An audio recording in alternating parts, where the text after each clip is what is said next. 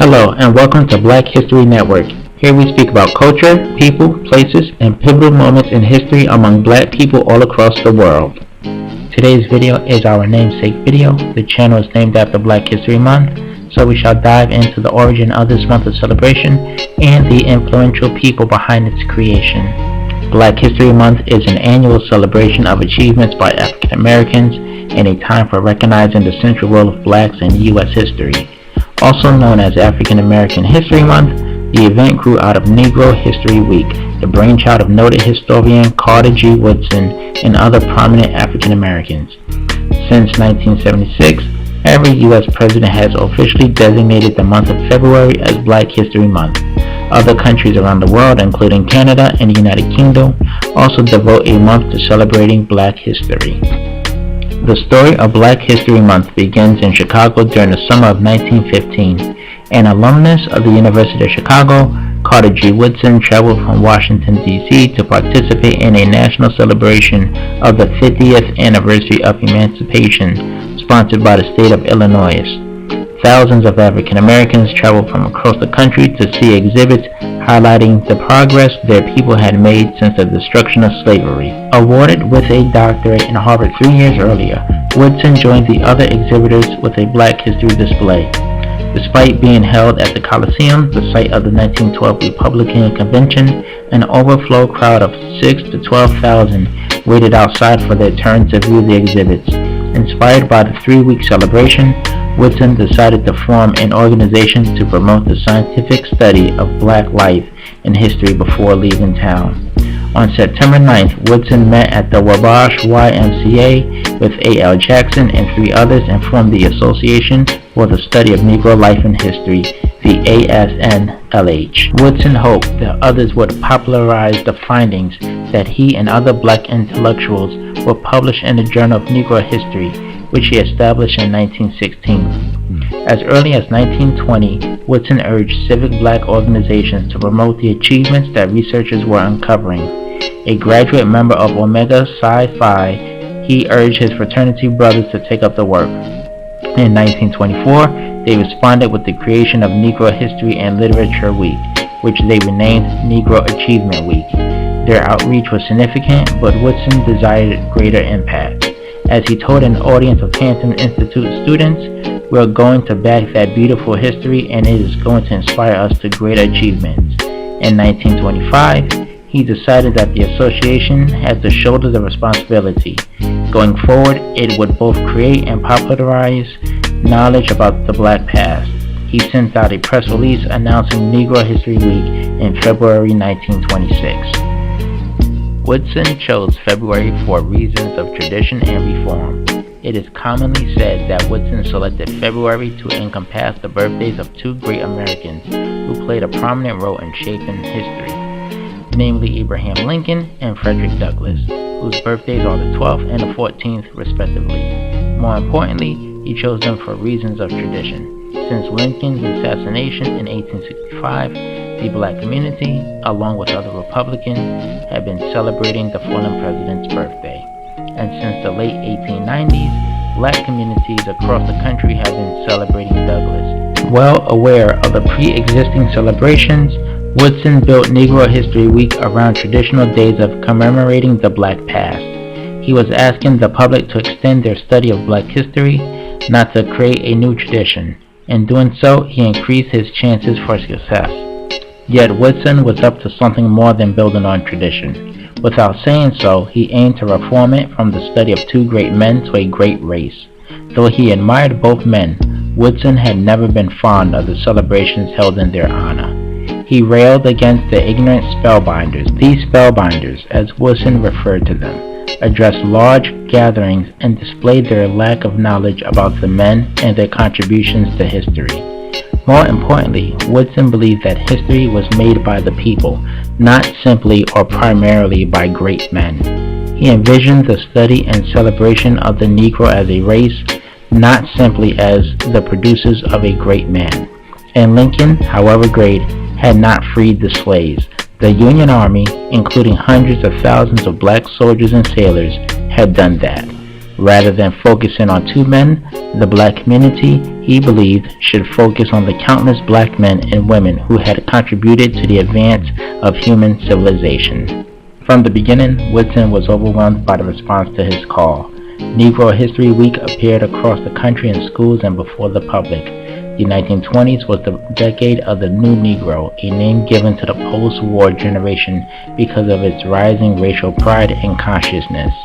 Urbanization and industrialization had brought over 1 million African Americans from the rural South into big cities of the nation. The expanding black middle class became participants in and consumers of black literature and culture.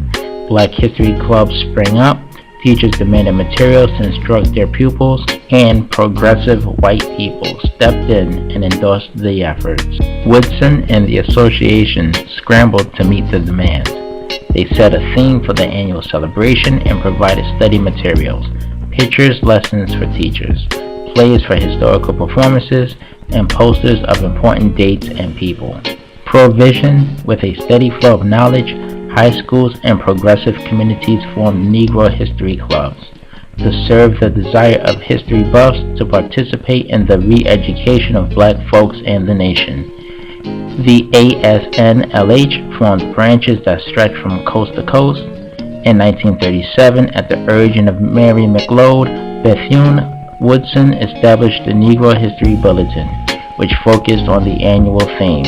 As black populations grew, mayors issued Negro History Week proclamations, and in cities like Syracuse, progressive whites joined Negro History Week with National Brotherhood Week. Like most ideas that resonate with the spirit of the times, Negro History Week proved to be more dynamic than Woodson or the association could control. By the 1930s, Woodson complained about the intellectual charlatans, black and white, popping up everywhere seeking to take advantage of the public interest in black history. He warned teachers not to invite speakers who had less knowledge than the students themselves. Increasingly, publishing houses that had previously ignored black topics and authors rushed to put books on the market and in the schools. Instant experts appeared everywhere, and non-scholarly works appeared from mushroom presses.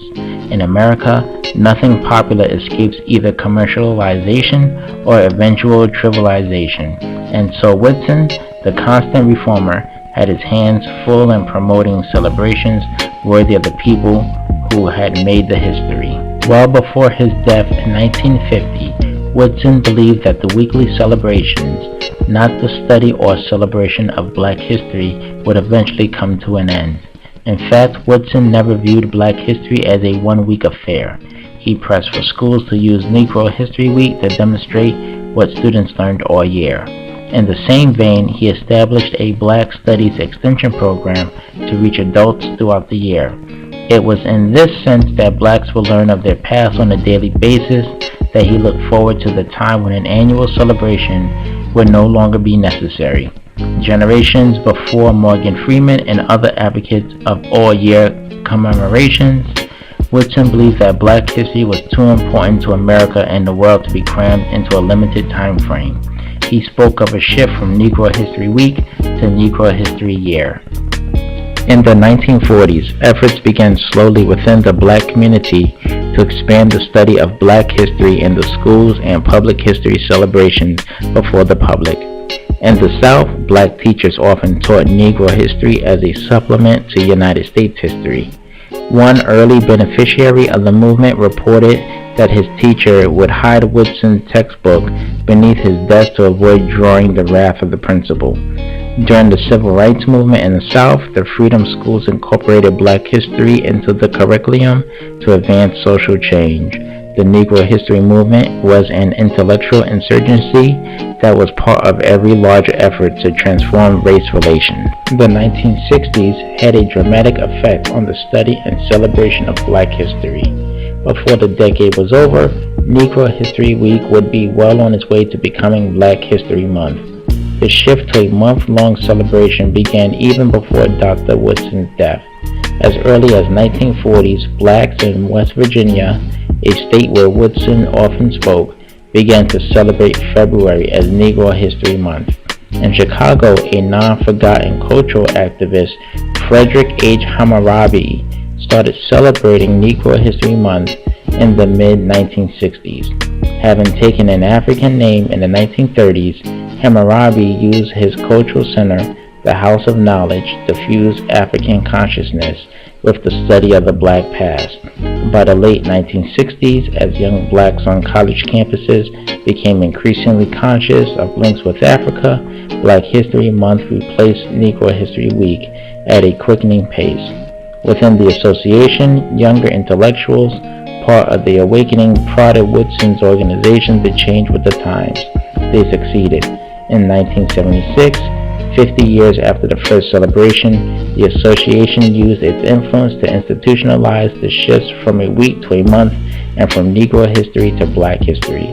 Since the mid-1970s, every American president, Democrat and Republican, has issued proclamations endorsing the association's annual theme. What Carter G. Woodson would say about the continued celebrations is unknown, but his efforts have made Black history a field of serious study and do provide the public with thoughtful celebrations. What do you believe should be the state of modern-day Black history celebrations? Should studies continue all year? Here at Black History Network, we believe Black history is every day. We don't need a month. If you have enjoyed this video, click like and subscribe to follow this channel, and feel free to discuss the content of this video in the comment section below. Also, please share your suggestions of future topics to discuss. Finally, I will leave you with our motto: without passion, there is no purpose.